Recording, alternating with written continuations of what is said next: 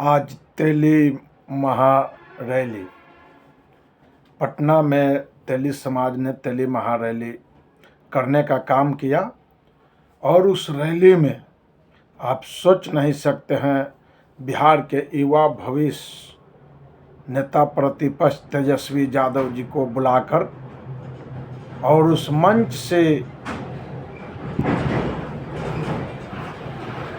घोषणा किया कि हम आरजेडी के साथ हैं। रणविजय साहू जी ने पूरे तेली समाज को पूरे बिहार में घूमकर एकत्रित करके और हजारों की संख्या में तेली समाज ने तेजस्वी यादव को सपोर्ट करने का काम किया और तेजस्वी यादव जी मंच से बोले कि मुझे विश्वास दिलाओ, आप लोग हमारे साथ हो। और सभी लोगों ने हाथ उठाकर अभिवादन करते हुए तेजस्वी यादव को समर्थन करने का काम किया और बोला कि हम आपको मुख्यमंत्री बनाएंगे। बाइज्जत नारा लगाया, तेजस्वी यादव जिंदाबाद, अगला मुख्यमंत्री तेजस्वी यादव। इस तरह से नारे लगाते हुए तेजस्वी यादव का सपोर्ट करने का काम किया पूरे ऑल तेली समाज ने। तो इस स्थिति में नीतीश कुमार को बहुत बड़ा झटका लगा है। नीतीश कुमार जी आज शायद रात में नींद नहीं आएगी उनको, क्योंकि इस तरह से तेली समाज एक वैश्य समाज में से टूट होते हुए तेजस्वी यादव को नेता मानने का काम किया। नमस्कार, आप देख रहे हैं जेपी क्रांति ऑफिशियल, मैं जयप्रकाश यादव।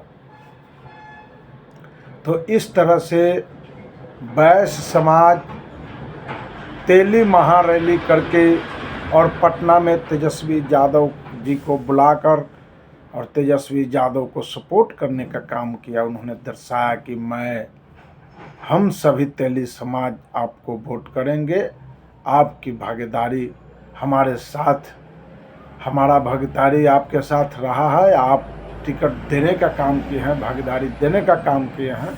तो इस तरह से तेजस्वी यादव जिस वक्त सरकार में रहते हुए जातीय जनगणना किया और जनगणना के हिसाब से लोगों को भागीदारी देना शुरू कर दिए हैं।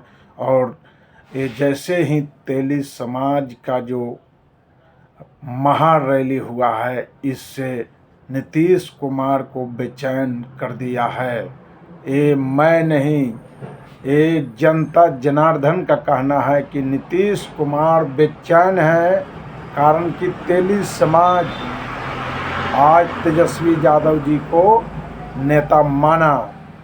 तो इस तरह से लगातार तेजस्वी जी का जो मेहनत है वो रंग ला रहा है। एक एक करके तेजस्वी यादव जी लगातार अपने पैटर्न को सीधा कर रहे हैं और नीतीश कुमार को, भाजपा को किस तरह से घेरे, वो लगातार उनका जो है मेहनत जारी है। और नीतीश कुमार को मालूम हो चुका है कि जिस तरह से केजरीवाल का हाल दिल्ली में हुआ है, वही हाल भाजपा हमको साथ में रखकर हमारा वो हाल करेगा। तो सोच सकते हैं कि दिल्ली में नीतीश कुमार और रामविलास पासवान चुनाव लड़े, बुरी तरह हार कर, करारी हार के बीच आज नीतीश कुमार बिहार में बैठे हुए हैं। कहीं से उनके पास अब कुछ नहीं रह गया है। स्थिति बहुत ही दयनीय उनका हो गया है और भाजपा जिसको साथ रखता है उसको छोटी मछली समझकर खाना शुरू कर देता है। निशांत कुमार हरनौत से लड़ेंगे।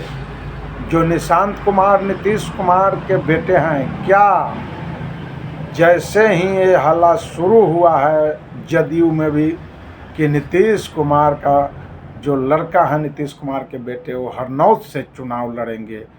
और जदयू के अंदर जो अच्छे नेता है उनके अंदर तो खलबली है ही। बीजेपी पूर्ण रूप से हैरान है कि नीतीश कुमार अपने बेटे को लाना शुरू कर दिए राजनीति में। तो क्या अब नीतीश कुमार कैसे कहेंगे कि परिवारवाद नहीं है? लालू यादव पर लगातार परिवारवाद का ठिकरा फोड़ते हुए नीतीश कुमार जी लगातार कोसने का काम किए हैं, भाजपा भी कोसने का काम किया है।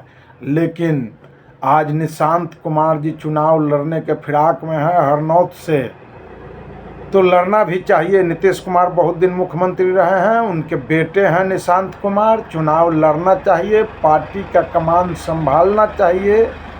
नीतीश कुमार समझ चुके हैं कि अगर हम इधर से उधर किए तो पार्टी हमारी टूट जाएगी, इसलिए बेटे को लाना जरूरी है। अब नीतीश कुमार किस तरह से पिछड़ा का वोट लेंगे और किस तरह से मुस्लिमों का वोट लेंगे, ये नीतीश कुमार को सोचना पड़ेगा। दोनों काम नहीं होगा, साथ भी रहना है, गाल भी बजाना है, ऐसा नहीं होगा। नीतीश कुमार को अब फैसला लेना होगा कि हम भाजपा के गठबंधन में रहें या समाजवादी महागठबंधन के तरफ भागे, राष्ट्रीय जनता दल से गठबंधन करे। सोचने पर विचार करना होगा, इस तरह से नहीं चलेगा।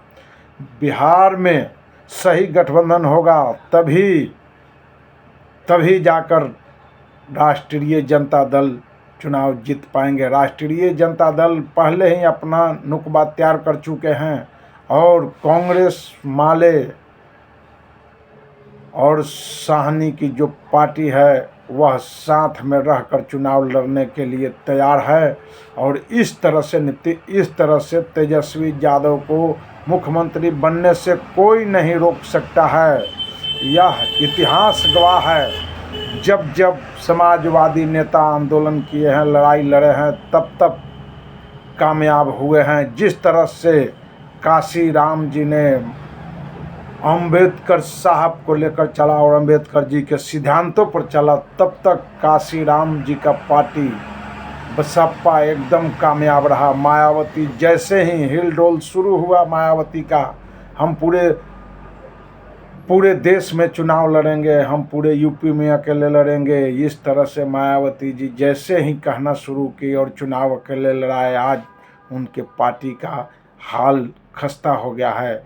और मायावती जी को अब संभल कर चलना पड़ेगा। जितने भी पिछड़े, अति पिछड़े, माइनॉरिटी के जो भी पार्टी के अध्यक्ष है, उनको सोच समझ कर चलना होगा। अगर सोच समझ कर नहीं चले तो आने वाला जो समय है वो जिस तरह से केजरीवाल का बुरी तरह हार हुआ है, उस तरह से हार होना तय है। राहुल गांधी जी को अब संभलने की ज़रूरत है। राहुल गांधी बच्चे नहीं हैं, राहुल गांधी को संभल कर राजनीति करना होगा।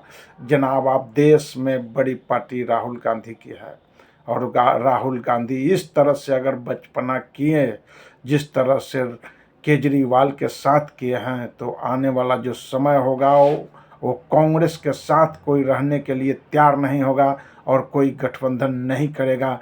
इसलिए कांग्रेस को विचार करते हुए राष्ट्रीय जनता दल से एकदम एक मुश्त कंधे में कंधे मिलाकर चुनाव लड़ना होगा, तभी कांग्रेस देश लेवल पर रहेंगे। नहीं तो इस तरह से हर छोटी पार्टी को जब हरवाने की कोशिश करेंगे, तो अकेले चुनाव लड़ने की कोशिश करेंगे, तो राहुल गांधी आने वाला जो समय होगा उनका कांग्रेस बैक फुट पर चला जाएगा। और ये आपसी झंझट, घरेलू झंझट के कारण समझ लीजिए कि बीजेपी मजबूत होते जा रहा है, इसमें कहीं से कोई शक नहीं है।